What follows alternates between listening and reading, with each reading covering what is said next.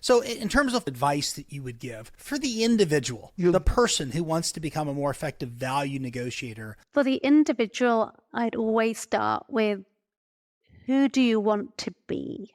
Not just when you grow up, but how do you want to be remembered when it comes to the end of our years? And it's quite a deep philosophical, reflective question.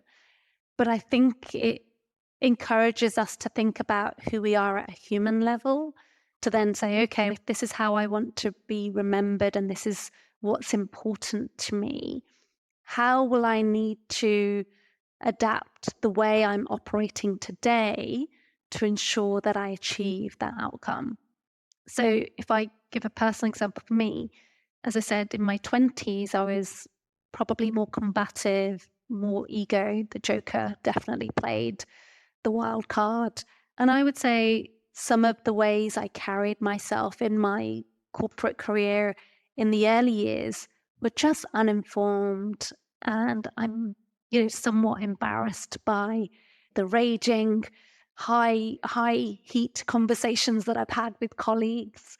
And I look at myself then and I look at myself now and I think, oh my goodness, the growth that I've had through investing in developing my emotional intelligence, my understanding of the world has helped me become more compassionate and considerate of others. And I think that in turn allows me to think more effectively about the impact that I'm having.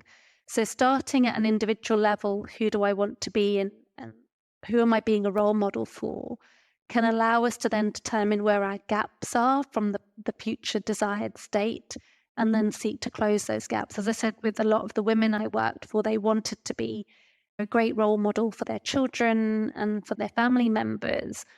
But when you ask the question, so when was the last time you negotiated your salary or for the opportunity that you're capable of delivering, the hesitation and the lack of confidence, it's like, oh no, I couldn't do that.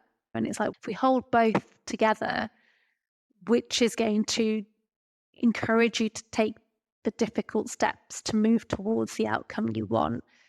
And it is choosing your identity. If you choose the identity as I have of the value negotiator, I know now anything that I do that is counter to that identity, essentially diminishing myself, my sense of self. And that's far too painful. So it keeps me anchored to the journey that I want to take.